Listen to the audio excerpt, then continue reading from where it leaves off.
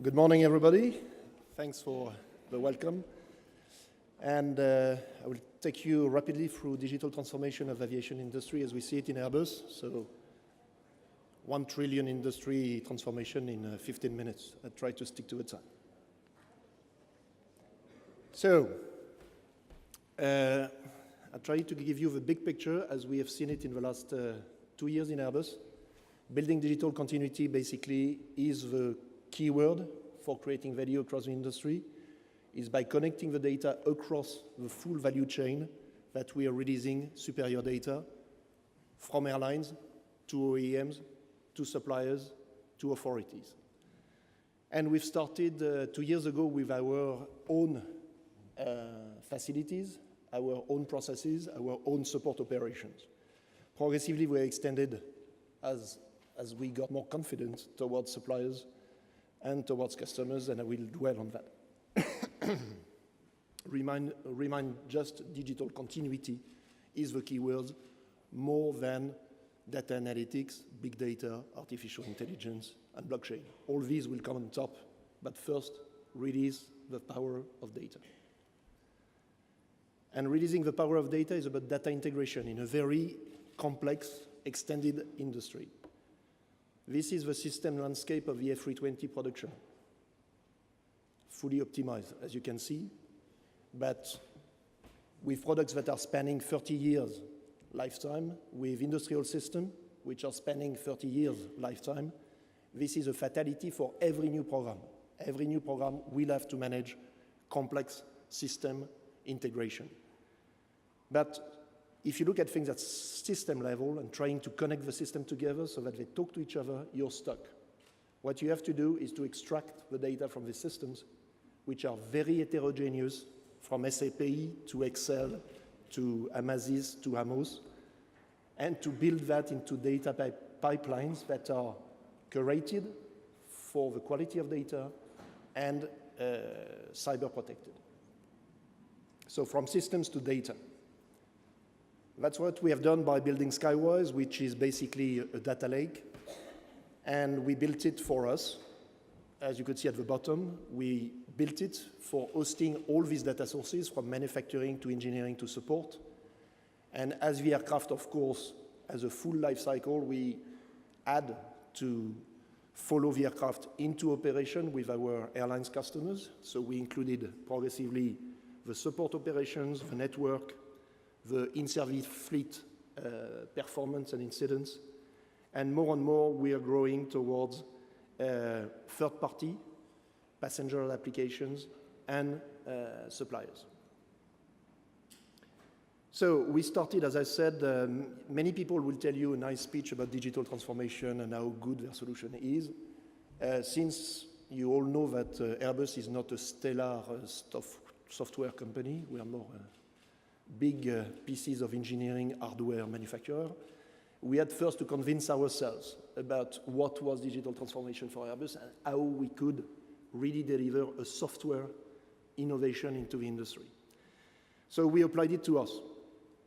And we've built, starting especially with the 350 ramp-up, we've built several pipelines of data with a heterogeneous landscape that I've described, so that we could access this data, merge that data, and on top of that, give the data at the right moment to the right people on the engineering, on the shop floor, so they could address real business issues. We didn't do that alone. Again, we are not the best in software. We partnered with Palantir Technologies to develop these solutions and to go fast with proven technological solutions. We applied it mostly, as said, to 350. This helped tremendously the 350 to reach its targets into production ramp-up and to operational design goals. We estimate that we have saved more than several hundreds of millions of dollars just applying digital technology to the ramp-up of the 350, not to mention all the other that we are rolling out today across the 320, the 330, and the 380 fleet. I don't go into much detail, but I can tell you we have 40 use cases with 6,000 users internally.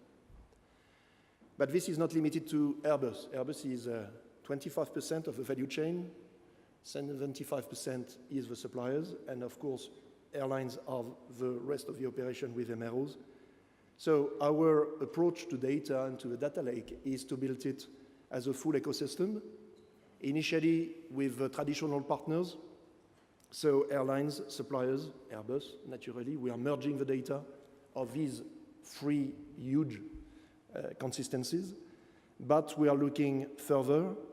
We are prototyping several approaches with MROs, of course, for looking at the operation of the aircraft in service. Lessors are very interested. They own 50% of the fleet, as you well know, and they want to know better individually their aircraft and how they perform. Insurers are interested in very detailed and granular information about risks and performance in the different fleets. Authorities, of course, we have several discussions going on with associations and authorities, since all of them, for safety reasons or performance reasons or environmental reasons, are going towards data lake approaches for the profession.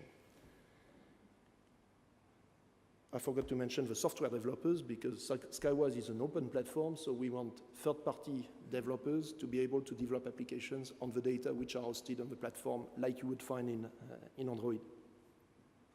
So to airline, I don't go into too much detail, but we know very much today where we can add value through the data access, through the data visualization, the automatic dashboarding, but also on top, machine learning and analytics of this incredible volume of data.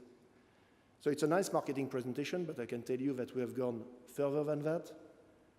We have prototyped this approach that we disclosed in Le Bourget 15 months ago with early adopter airline. We have defined the use cases precisely, the ways of working, the governance of the data, the protection of the data. It's a free core platform, so we didn't spend too much time on the business model for the time being. It will come with the applications on top of the platform. But it's already a reality. It's a reality with a certain number of airlines with very precise use cases, and the good news is that we can repeat the use cases from airline to airline because the problematics are not so very different. We are learning also a lot on how to connect the systems into the airlines and progressing a lot. The level of performance today, we can download the data of all aircraft of the fleet, plus all the maintenance and operation system, close to 1 day in the airline. It took us 2 years, 2 years ago. It can take 1 day today with the processes that have been put in place. It's difficult to believe, but I can tell you we have done it internally. Airbus landscape is complex, and we have done it with the airlines, and you can ask your colleagues. So it's a reality because this is where we stand today. We started 15 months ago. That gives you an idea also of the space, the speed, and the space of this transformation. Today, we are 29 airlines on the platform. We are at more than 3,000 aircraft connected. And one thing which is not on the slide, which is interesting, 3.5 petabyte of data is one thing, but what is more interesting, 113 information systems from different airlines connected. And this in less than 15 months. When I mean connected, it's live data pipelines, either from the aircraft, sensors of the aircraft, sensor data, or from the MIS, or from the operation systems of the airlines.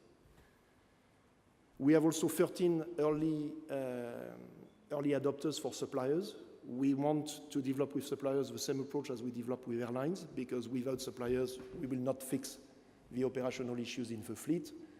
And we disclose in Farnborough a certain number of partners on the supplier side. We have engine manufacturers as partners for sharing data and improving, in the end, the performance of our aircraft. Data, I know that it's a subject which is debated everywhere. Who owns the data? The big problem with saying that data is the new gold is that everybody wants to have ownership. We don't believe that way. We believe that we are not claiming the property of the data. We are mixing Airbus data with airline data. I'll let you read the statements, but everything is more about sharing data, open data approach.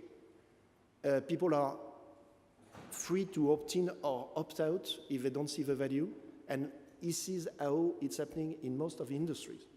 In some industries, you have even competitors creating joint venture companies with anonymized data just to leverage as an industry the power of the data. We strongly believe in that, more than Airbus will keep its data and try to monetize it to the airlines. Or you could say the equivalent on the supplier side or on the airline side. It's by sharing that we're creating superior common value. And just to give you a number, we estimate that the friction cost of not sharing data today in the industry is 50 billion. 50 billion on an industry of 1 trillion. And we just think that data will allow to unleash that level of value. And I can tell you the investors and your investors are starting to be aware of that. So we'd better deliver on that promise. Of course, cybersecurity, but it's no news, it has been talked about, is prominent, and data governance is prominent into that approach. So since my presentation is called Myths and Reality, I just conclude on that. Myths. Digital is difficult. That was our statement 2 years ago. How to apply digital transformation to us. It's, we are heavy, we are regulated, so we cannot do much. It's wrong. Each time we have applied it, 40 internal projects, 15 use cases with airlines, probably 6 with suppliers, we have double-digit improvements. At the scale of this industry, you add up very quickly to the 50 billion. I can tell you if you look at the exponential. An heavy hardware industry like an aircraft, the most complex probably product of the industrial revolution, how can it be affected by software or by B2C type of technologies which are used by Amazon and Airbnb? This has nothing to do with us. I think Amadeus will tell us that it has on the customer front, but it has also on the hardware and operational side for the industry. If we have the right priorities, that we have enough open mind, the proper partnerships, I mentioned partnership, technology partnerships especially, that needs to augment our industry. If we can hire the right skills, it was mentioned for cyber, but digital data science, artificial intelligence will be key also in our companies. We have hired 400 people in that domain in the last 12 months. We can deliver this type of value. We should not rush, we have time. And we are regulated, protected, heavy, long cycles. I don't believe so. It's exactly the characteristics of industries that are disrupted. Protected, regulated, heavy, not fully optimized. It's exactly what the Google and the Amazons are looking for. And I can tell you, they are looking at aviation. We are discussing with them, they are looking with aviation. So the playing ground is not set. Our products and operations, we heard that this morning, we are very safe, we are very optimized on certain criteria, that's true. But if you look at things, it's mostly hardware optimization. I mean, the product, the performance of the product, the reliability from traditional perspective. As soon as you look at fine-grained industrial operations, coordination, anticipation in the supply chain, anticipation of problems that prevent the aircraft from flying, tail-centric optimization and not looking at averages of performance at OEM, suppliers, or airlines levels, the potential to unleash value is absolutely huge. The business model is established. We know it. We master it. Wrong, I think. We see enough innovation as an OEM, and I think you will see things on your own domains to go toward the zero AOG aircraft. So people are talking about the pilotless aircraft, which is interesting technologically. But the zero AOG aircraft is what you want, is what passengers want. There is a possibility today to reduce very significantly the maintenance burden of the operation of the aircraft for the next generation. And this will be made through fine-grained design and analysis and return loop to engineering. There will be adaptive aircraft. It's not because it's an hardware that it cannot become a Tesla, where the software components allows you to tweak the performance of the aircraft. I can tell you that, and you know, that on the 350 today, we are already changing the curve of the wings through software according to flight profiles and flight conditions. So the next generation will include that completely. Information technology, it's not strategic for our industry. I mean, for Airbus, it was very clear. Keep the cost down, reduce by 2%.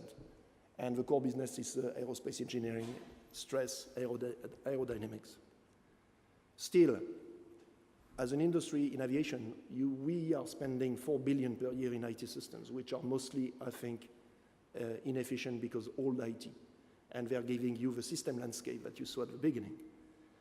We believe that the revamped information technologies, the new IT that we see developing, is becoming a core enabler of our core industrial operation and also of the core performance of the aircraft. The good news, from all our benchmark, it's coming at a fraction of the cost of the old IT. Our lesson learned is probably you can do much better with 1/10 of the budget you had before. And an average IT project should not be 2 years, but should be 4 weeks. So this is reality today in other industries. I can tell you it works in our industry, and we are doing it every day with our customers. Exclusive data ownership is my leverage. I can lock the industry, I can lock my passengers, I can lock my suppliers. And this is how I will value digital, by providing digital services based on locked, exclusive ownership of value.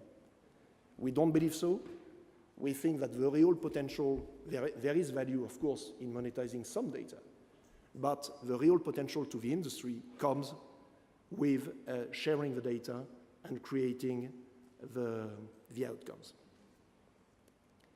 And in the end, just to finish on that, I talked a lot about technologies. It's not about technologies, it's about transformation and people. We fight for it every day in Airbus, and you will have to do that in your own organization. So join the revolution. It's free, there's no lock-in, so everybody's welcome alongside the 29th airline. Thank you very much.